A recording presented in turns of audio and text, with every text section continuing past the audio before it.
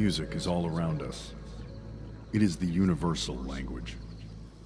It evokes many feelings and is something to be shared and celebrated. You have found a place where all kinds of music will be celebrated. So welcome. You are tuned in to the Zen Sessions, presented by Hear2Zen Magazine.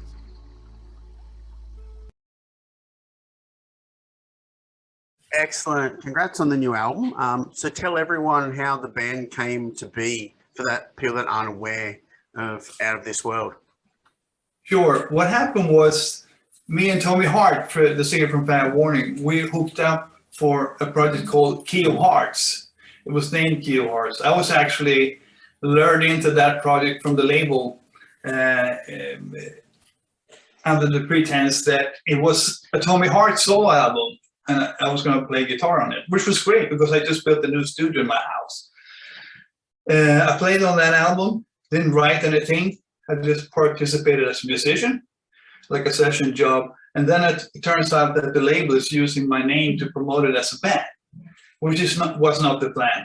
But the good thing out of the whole thing, to cut a short story endless, me and Tommy got together and we really enjoyed each other's company. We almost instantly felt like an almost brotherly love. And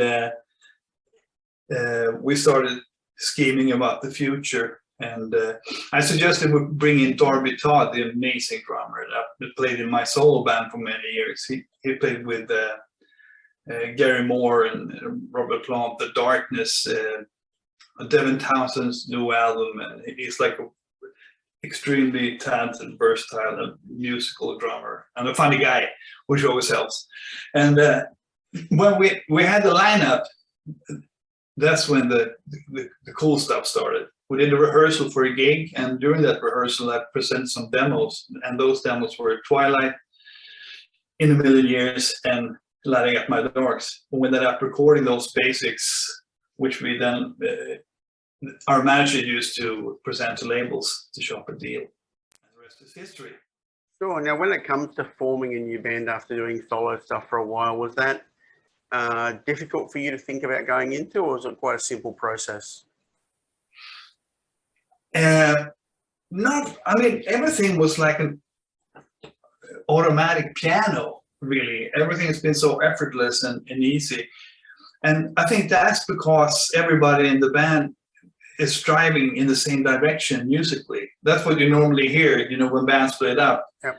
They split up due to musical indifferences. But we felt from the get-go when when we recorded these 3 songs, this is the style we want to do. This is the direction we want to go completely. Just keep on doing this and we'll be fine. And that's what we did. So there's never been an argument about anything. I mean, of course, when you're in the studio, you get excited and you bounce ideas back and forth, but that's natural. But never a fight, never anything, where we disagreed on where to go. So that's part of the reason it's been so easy. It's not always that easy, mind you. Sure. It's very common. You see a situation where the band, especially in melodic rock bands for some reason, where the singer and the guitar player are like in. Yep. Now, do you find that the personalities sometimes are more important than the talent? Because to be in a band, you obviously have to have some form of talent, but you need to have a personality to get along. Yeah, and I would say that it's just as important that the personalities go together, because otherwise it's going to be really difficult down the line when you did a couple of albums and it's not this feeling of a new band has gone after 2 albums. That you still have to stick together, and that's the trick. Cool. Now, the name of the band is a tip of the hat to the past. Sometimes fans want an artist only to sound like their past. So how does it feel for you to sort of remain with a tip of the hat to Europe, but also forging your own path forward? Has that been difficult for you? Not really. I mean, I don't know how well people have been following my solo career, but I've pretty much been doing the same. I've been writing the same song since 1983, Yep. you know, It's just variations of the same theme, and I'm really comfortable in that area of music, and it's the only kind of music I want to do and will do. You know, I didn't go grunge when that came, or I didn't go death metal or whatever. You know, I stayed faithful to what I believe is good music, and I continue doing that. Man, what was the question again? Was it just hard? Like, do you find it hard to please everyone in a way? Yeah, but the thing is, I think if you listen to the album, I do not compose the way the music within in Europe. You know, I do not compose like Joey Tempest at all. My heroes are more like Todd Rundgren and maybe Stan Cook. I listen to a lot of soul, you know, and for instance, a song like "Only You Can Teach Me How to Love Again." We couldn't find a longer title, by the way. But the thing, it's if you listen to that, it's got a lot of soul influences in it, and it's very little Europe. So a lot of the writing I do is not at all coming from the typical EU rock scene, you know, British and German. It's coming from American soul and so forth. And but the way we arrange it, instrumentation, background vocals, and everything makes it sound, of course, in that area of music. But I definitely think we're onto something of our own here. Let's see how fans receive this. Yeah. Is it true that you presented a song to the band that was from the Europe days? Yes. It was only a demo. I did a demo in the Bahamas when I was living there, and I had an old cassette tape with a demo with, you know, the drum machine and a synth and some guitar through a Rockman. Remember those Rockmans? Rockman amps, yep. Yeah, that's what I used to record the guitars. And I just played it back to the producer and the manager. And I remember the manager, Herbert, who passed away a couple of weeks ago. He was also the manager of Journey, obviously, and Santana. And he loved the song. Unfortunately, I wasn't able to convince the band and the producer about the same thing. But I kept it in the drawer, and I tried to put it in a couple of projects, but I didn't feel we were making the song justice until I met Tommy Hart. Sure. When he opens his mouth and started singing this song, it was like, done deal. This is it. And I think it's one of the standout tracks, really, much because of Tommy, I would say. It seems that between the guitar and his vocals, there's a pretty good relationship. What song came easiest to work on between you two?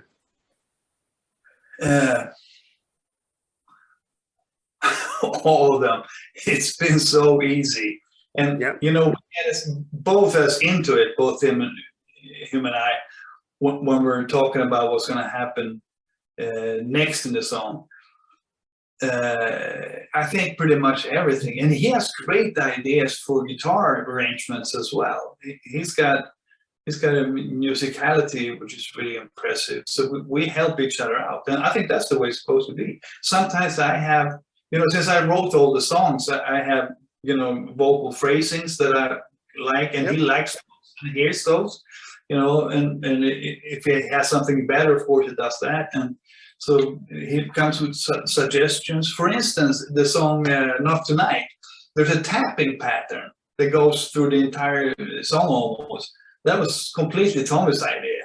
Okay. When he tried to explain it to me, I said, what? Tapping? It's like a ballad verse, like, you know, it's a Wurlitzer piano there, for crying out loud. Mm-hmm. No, try a tapping on top of it, not fast, slow, something with just feeling it, and it worked out amazing. That was entirely his idea, for instance, you know. So that going back and forth, giving and taking between the lead singer and guitar player, and I never felt anything like it, to be quite frank. Okay, and how many songs did you end up recording? Were there any left over?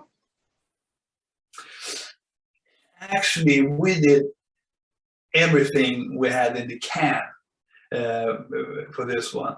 And like I said, In a Million Years is an old one that we re-recorded, and Not Tonight is actually a song I wrote with the lead singer and drummer of Easy Action for a 2007 album that never happened. And it's also been in a drawer. And I played it back to Tommy, who again came with this amazing idea with a tapping guitar and amazing singing. So the other 8 were made during the COVID situation. And you had Don Airy play on a track, is that correct? 4 tracks. Yeah. 4 tracks. Yeah, it's amazing. I love it. Well, that's a real keyboard player. I met him the first time in '87 already, when we were doing 2 nights at Hammersmith Odeon in London. And Neil Murray, the bass player from Whitesnake, was there, and he came with him. And I was in awe because I was a big fan of Colosseum 2 with Moore, and so it was great to meet him there. Then we got to play together later, and we talked about doing something for many, many years, but now finally it was the perfect opportunity. And me and I, when we played together on Sardinia, it was funny because it was like an all-star situation. It was me, Michael Schenker, the Purple guys, Ian Page, Roddy Glover, Chris Slade from AC/DC, Ken Hensley when he was still alive from Uriah Heep, and a lot of musicians getting together, playing together on stage, a big festival thing. But in the bar at night, me and Don were always the last ones to leave the bar, sitting by the grand piano, singing and playing Todd Rundgren songs, because he's just as a hardcore Todd Rundgren fan as I am, Yep. So when I sent him the songs, he obviously hear the Todd vibe, which is ever present in my songwriting. I said, yeah, I'm gonna play on this. So I'm so happy he did. Were you happy that Todd finally got inducted into the Hall of Fame? Sorry? Were you happy that Todd Rundgren finally got inducted into the Rock and Roll Hall of Fame? Yeah. That was a bottle of champagne for me, and it's about time. He didn't show though, did he? No, but that's probably him all over, is not to worry about something like that. He'd rather worry about the music. He lets our fans worry about that. But it's amazing. I think that's where it belongs, and it's just a shame it didn't happen before. Yeah. But later, never though. So it's weird. Now, it's hard to picture touring and long-term plans at the moment, but have you got some things penciled in so far? We definitely have plans. I mean, we have it would be a no-brainer to go to Japan. The album was number 1 on the album charts.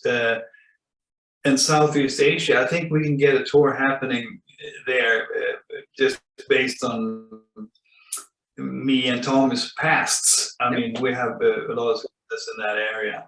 And then it's only a 4-hour flight to Australia, isn't it? Exactly. It would be perfect to go to Oceania and do that. So that, to me, feels like a package idea. I mean, everything depends obviously on the COVID travel situation, but and besides that, we definitely have ideas about the EU and America teaming up with another band or 2 other bands perhaps, but it's all in the makings. But everybody's sitting right now, all the agents around the world are sitting and scheming about the future, but it's really hard to write anything in stone until we know about the future. So until you know about the future, have you started writing for the next album already? Yeah. It was actually, I was on a roll, and that roll kept going even after the album was mastered. So there's 2 finished demos that I played to Tommy that we're already working on, and another 2 in the pipeline. So we have like 4 songs already. Excellent. Besides writing for yourself, what are you listening to at the moment? Oh, I'm so busy. I don't have time to listen to anything, actually. I work with music from when I get up in the morning, which is really early. I don't mind getting up like 4:30, 5 in the morning. Those are actually the best hours because the phone is nobody's calling at that time. Yep. And it's dark. Nobody's up in the house, and I can work completely without being disturbed. So I like getting up, and then I work until my brain says no. I mean, it's only so many hours you can concentrate that hard. Sure. Yeah. And then I just like to relax and do nothing. Maybe exercise a bit, cook some good food, watch Netflix. Netflix. What's your favorite show on Netflix at the moment? I just started watching a pretty spooky thing. I can't remember the name of it. It's on Netflix. It's called Archive something. Do you know what I'm talking about? I have to look it up. Yeah. Yeah, it's Archive and then a number of some sort. Okay. I like that. Excellent. Yeah. And as we finish up today, any final words for your friends and fans out there? Oh, absolutely. I would like to say to everybody, all the fans in Australia, hang in there. We're going to come and play for you as soon as possible, as soon as this hell is over. Excellent, Kee. We will leave it at that today. We'll look forward to seeing you when you finish in Japan and come to Australia. Awesome. Thanks for your time. Excellent. Thank you. Take care. Cheers. Bye. So I actually want to start now. This new album is the first time I've heard the band. Okay. So for someone like me who isn't aware of the band's history, can you give me a brief history of the band? Yes, so the band has been active for almost 20 years now. Carlos and Mo, guitar player and keyboard player, they are friends since they are like teenagers, and they moved to Andorra to start the band. And so we have, this is our sixth record, and till the fourth record, we didn't started playing outside Andorra. It was really hard to start doing tours or gigs because Andorra was like the tiniest place where nobody thought, that we could do music or death metal in a professional quality, So it was at our first record, Spiritual Migration, that we started playing outside Andorra. And then everything went up when I joined the band with another guitar player. We had a band before, and then we both joined, and then we recorded Athma, and we started doing more tours, headline tours. We went to the US, to Japan, and we did big festivals like Wacken, or 70,000 Tons of Metal. So yeah, and so we play death metal music with a lot of melody and epic sounds, I think, but with a really positive message, and that's what I think. Yes. Okay. Now, in saying that, it's very interesting you say about the positive message, because I picked up on that in this recording. So, being that your music is aggressive, Mm-hmm. do you feel when you're writing, you need to have a certain bit of aggression in your emotion to do that sort of things, and then a different emotion when it comes to melody and lyrics? I think it also comes really natural for us to know, because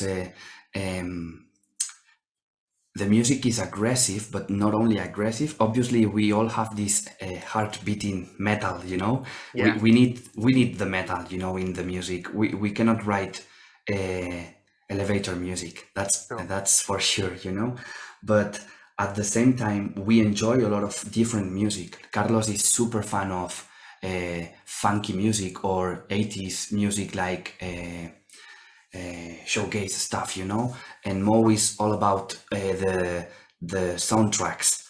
He's like a soundtrack nerd, and I really like all types of music. So I think the mix of that, it's really easy for us to go where we're going with Persefone.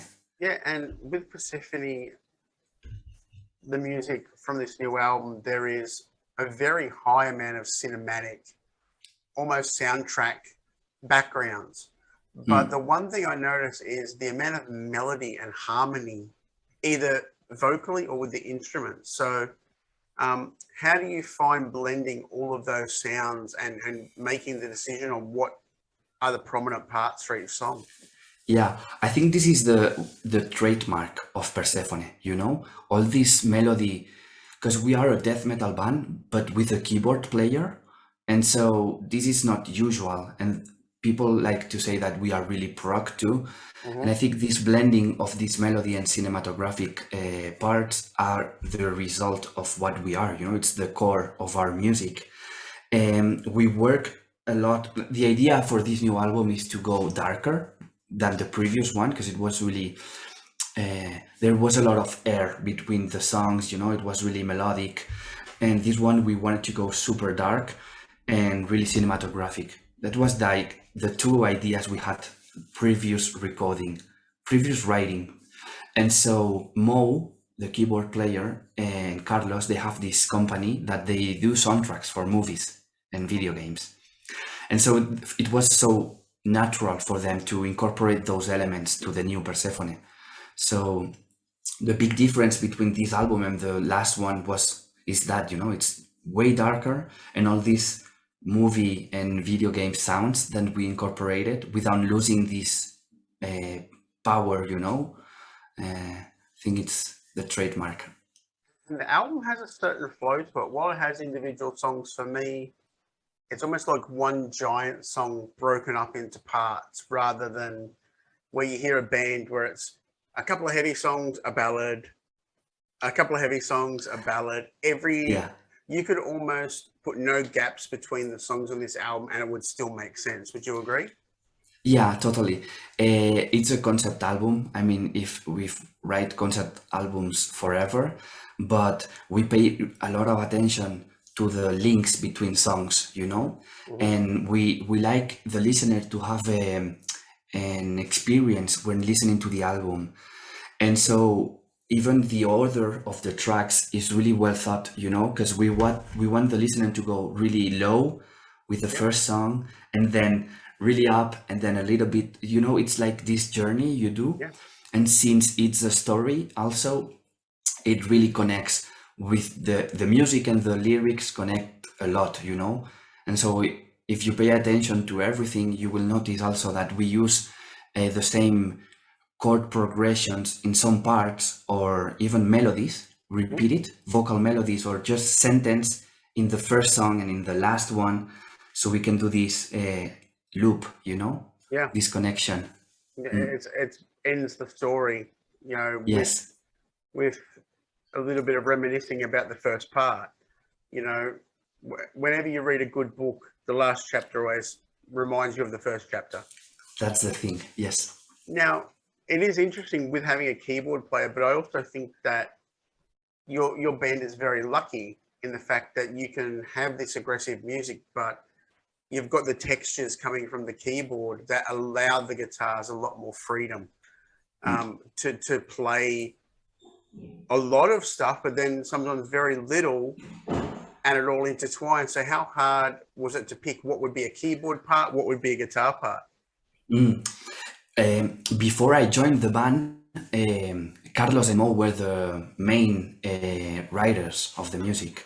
So when I joined, I think I could write some parts of the music just with the keyboard player, and that way the guitar can just stop for a second, you know, because all our previous albums, when we are playing live, me and the guitar players are constantly playing, and sometimes the keyboardist is like this, not like this, you know, but he's not playing at all on the shows. But I think with the new album, the guitar player will be like, okay, what do I have to do now? You know, I have some free spots. We write first the music with the guitar and drums, and then it's like, okay, what do we need here? We need these background notes to just fill this void, and then I will stop playing here. And if you do this sound, I will do this other stuff. And we spend so much time choosing sounds that it's super exhausting, but then the reward is good, you know, because sometimes we're like, we have these tons of sound libraries, you know, Yep. and we're like, okay, sound number, I don't know, 352, no, 53, no, 54. Dude, what is that? This is awesome. And yeah, that happens sometimes. Well, what was the one song that sort of was the biggest challenge to get completed from the album, do you think? I think it was the first one we started. It was Anabasis, the last one. We started with this one and we stopped at minute 4, okay? And we didn't know how to continue the song at all. And it was like, okay, we will start another one. And then we started Katabasis, the single, the second single, and we wrote it. And then we did the Architecture of the Eye, and then another one. And at the end it was like, we have to finish the song, guys. I mean, it was a great song. It was like, okay, should we start from scratch or just from where we were, you know, or just remove some parts that don't feel good? And we tried to go single with that song. Yep. We removed some parts and it didn't make any sense to us. It was the first time we tried, you know, like not being natural. Like, okay, this is too complicated, remove that. Okay, this bridge, too many notes, remove that. But that's the trademark we have to, you know, go full crazy. And so this was for sure the most complicated song. And then it's the song with the most collaborations too. Right. Okay, so it was like, now we have to put the collaborations, and it was like, they have to be in this one, guys, because they fit here, you know. No, that's good. Like, but on the opposite, what was the easiest? I don't know why, but I think Merkaba, the first single, was the easiest because Mo couldn't meet for a few days because a lot of personal stuff. And I was like, dude, we have to continue the album. And I was meeting Carlos, and I think we finished the song in 2-3 days, which is really weird because we usually spend a long period of time, you know, writing music. It was like so natural. We were together. It was like, okay, I will do that. Okay, let's just make some space here for a big keyboard and vocals like this. Okay. And then we just make a demo and it worked perfectly.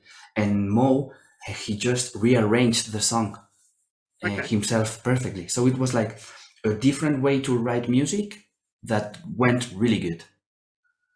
And was that unusual for the band to do it that way? Like, as you said, you were forced because you only had a few of you there at the time. Is that totally a new way of doing it? It was super weird, because even Carlos in his place, he don't have a really big studio, you know. He's just a computer, you know. He was like, okay, I will do like something like this on drums, and we were like writing, you know. And then we came to my place to the drum kick, and I will do that, okay. And so it was like really different, but I think that this different energy helped the song. Sure. And it was the first single. I mean, it was so good that we decided to go with this one for the first single. So okay. And when it comes to you laying down drum parts, do you structure it, or do you just listen through the song and run through and then improvise from there after a few run throughs?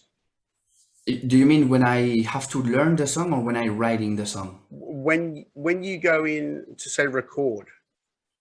Okay, when we okay, so anything is improvised in Persefone. Anything. It's really calculated. When we write music, I was telling you that we spend a lot of time writing the album, probably like 2 years, because we only can meet some mornings, you know, because we work every day.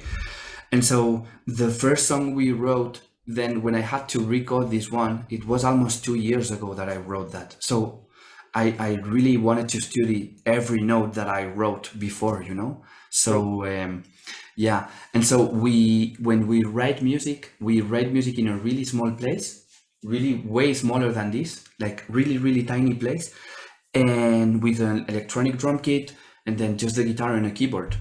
But then for the album, I obviously I play my acoustic drum kit, and Yeah. I have a lot of cymbals and toms and everything, and so I have to rearrange the songs to use more stuff. So it took me like 2 weeks to rearrange everything, but everything is like executed, you know. Sure. Now I'm going to talk drums because You're a drummer too? I play a little bit. I haven't played in a very long time. Nice. The one thing I like, and I know some drummers hate it, is I also am a big fan of a lot of cymbals because you can create certain tones that you can't. Now, what kind of cymbal setups do you generally use? Okay, the thing is that I don't consider myself a metal drummer, okay? Because I never pay attention to being fast. Yeah. I know a lot of drummers, like they can blast super fast, but then they don't have like this power, you know, or groove.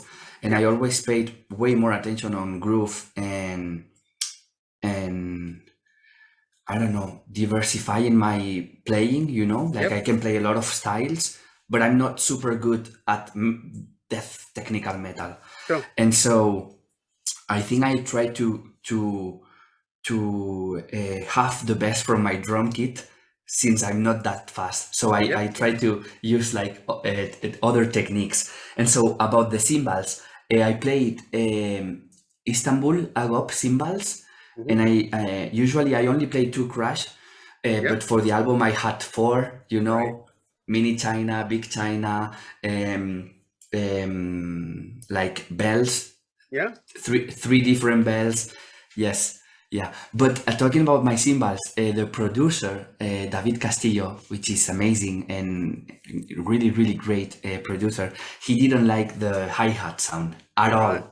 He was like, I already recorded everything, and he was like, can we change the sound of the hi-hat? It was like, impossible. I won't replay everything just for the... He was like, for the next time, please change the, you know? Sometimes I have this noise for them that regular humans cannot hear. Only producers. Yeah, it's like weird noise there, and you're like, yes, my breathing maybe. Well, actually, speaking of breathing, that's the one thing your playing does for me on this album. Like you talk about not needing to play fast. To me, you're a lot more, in a way, a bit more like an older style rock drummer where you lay behind the beat a little bit more, and there's a lot more breathing through the playing, which you hear the beats a lot more individually. Was that something that you really concentrate on when you put your parts together? A lot. Today I was just rehearsing with Carlos, and I almost got late to the interview with Dave, you know, and we were talking just today in the rehearsal, like right now, lately I'm focusing a lot on breathing when playing. And so it's perfect that you say that to me, and I will text him right now because I was checking this interview with Benny Grepp, you know, and he's always telling that you have to breathe, you know, when you play. And I know that when I'm not focused, I got really steady, you know, like stiff when I play. And now I'm really aware of that. And sometimes I'm just like, and then, okay, relax, you know, try to be relaxed. And it's the way I'm trying. And there's this amazing drummer called Dave Ellich from the US. He's a super massive teacher, and he played with a lot of bands. And he has this t-shirt like breathe, you know. Right. And he's a super good drummer. So yeah, I'm just trying to learn from the best. Excellent. Now, how do you guys think you're going to go bringing this album to a live show? Has there been talk of that? Yeah, so we have a tour in September with Obscura, but we will go with as opening band. So we won't have our show, but for our headline show for 2023, I want to have this, I don't know yet, but I want to have the monolith in the stage. I want to have the big monolith behind the drum kit, and the drum kit and like this, and the monolith here, and just the singer there. I mean, we pay a lot of attention to that stuff, Right. you know, in live situations, and we go with a click track when we play it live. Sure. All the band is going to with a click track, and we also have this light sequence program that we do ourselves. So we are already thinking this morning with Carlos again, like this part we will black out here, and then just the monolight, and then just mark, and then so we are already preparing that, even if it's for 2023, you know. But we are constantly thinking to improve everything. Excellent. And is it going to be another single from the album? Yeah, last one. So the album is gonna be out next 4th, and so the next single is going to be released 2 days before that. So next week, Yep. at the beginning of the next week, and it's Philippe, our guitar player, and his wife. They have this design company, and they are preparing a super professional and super nice lyric video, but with some animations. And I really like the way they are doing it. Yeah. A lot of bands are leaning more towards animation because, you know, Yeah. videos are very expensive to make. Yeah. Do you feel that things like animation, lyric videos, and the visualizers are really a better way to market your band at the moment? Right now, I think it's a mark. Yes, because we are also, I was telling you, like, we are paying a lot of attention to everything we are doing right now, you Yeah. know? Like the image we are giving and all our social medias, like we have this color palette that we are keeping, the one with the album, dark, blue, gray, you know? And so our first single, it has the light totem, you Yep. know? And then the second one in the cave, like in the cover and in the lyrics. And for the new one too, there's a lot of elements that we are showing. I don't know if an animated video is really expensive, a lot, but since he's in the band, It's easy. yeah, it's easier than that. But I've checked a lot of lyric videos lately, and I don't like them at all, because usually it's just like this plain font, you know, like Arial font, Yeah. and just stuff like this. But Felipe, since he's the one also playing, you know, he knows. I mean, the sequence is really well done, and the timing. Right. And since he's a graphic designer with his wife, the difference between our video and a lot of lyric videos that I'm usually seeing online, in my opinion, is really different. But yes, the thing is that maybe in our, I don't know, 6-minute song, there are only lyrics in 1.5 minutes, you know? Yeah. And so it's really difficult to create an interesting video since there's no lyrics, just small lyrics, you know? So Sure. yeah, that's the hard part of that. And it's funny you mentioned that. The band is they're very versed in everything they do, but when you come to playing instrumental portions of either songs or complete songs, Mm-hmm. as a listener on this album, it's almost like you can imagine lyrics in the instrumentals because the instruments are playing the melody lines so well. So was there any song on the album where you had lyrics written and you took them out and just left it as an instrumental? We not that much, but yeah, sometimes we remove just lyrics from some parts to just let the melody repeat, you know, or let the song breathe a little more. But we knew that we wanted to have some instrumentals, and mostly the song called Consciousness, Part 3, because it's the continuation of a song from the album Spiritual Migration. And so we wanted to continue that songs we started there in that album, but with all the knowledge we have now. Yep. And if you listen to the productions of the three tracks, both the first Consciousness Part 1 and 2 are great, obviously, but the new one has a lot of, I mean, I think we improved a lot on the songwriting and the production of the song, man, the sounds and everything. It's like really, so we knew this one was instrumental, and then since we like to create this journey for the listener, this experience, we knew that Leap of Faith has to be instrumental and consciousness, and the last one, so Yep. yeah. Do you ever think that you might play all three of those live back to back? I hope we don't do that because it's so complicated to play, man. Okay. Now, maybe. I mean, I don't want to say no. I know we Yeah. won't play Anabasis, the last song of the album. yeah. I mean, maybe People is the favorite of the listener, but it's really, really complicated to play that song. And since we have 3 guests on that song, it doesn't make any sense for me, to just play for, I don't know. I just don't want to play that song. But the 3 consciousness, maybe if we have a massive headline tour, yes. Yep. But we cannot take 20 minutes of our set list to play Sure. 3 instrumentals, because our singer will be like, okay, guys, should I just sit here?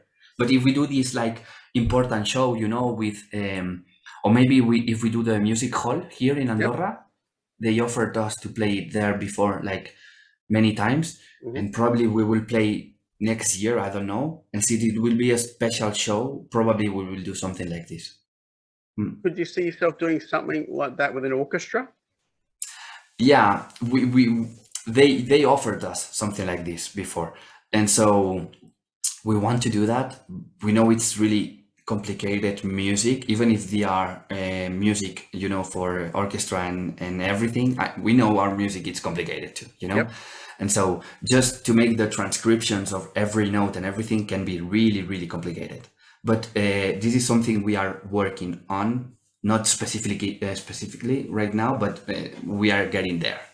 Right. Now, as you said, the album is out February 4th. So it's a week from today here in Australia. Yes. If you had to give the fans, a message, to take from the album, what would it be? When listening the album, when they listen to the whole album, you mean, or? Yeah. Is there something you want them to take from it? Yeah. I mean, we write positive music, I think, and we like the listener to enjoy the experience and feel the lyrics we are writing. But we are also struggling a lot, in our daily lives. So you may have bad days or better days. Just keep going, Sure.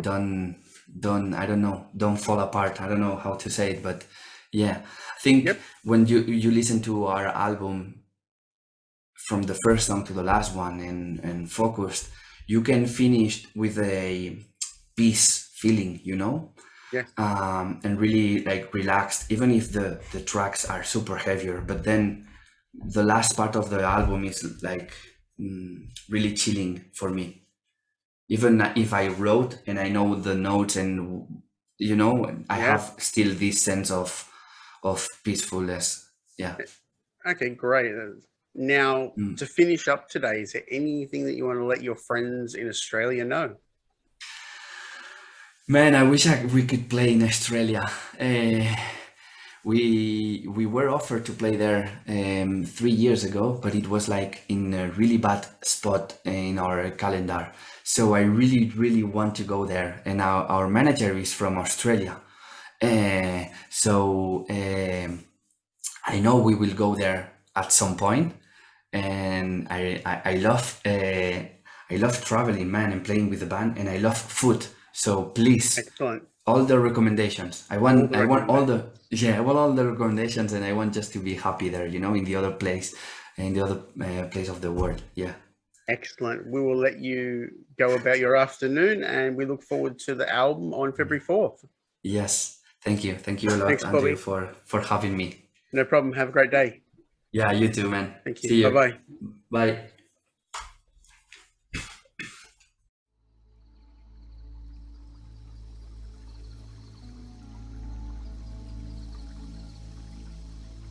Thank you for listening to the Zen Sessions presented by Hear2Zen Magazine. If you are listening to us on YouTube, please hit the subscribe button. If you are listening on one of the podcast platforms, please subscribe there. And don't forget to follow Hear2Zen Magazine on Facebook, Twitter, and Instagram.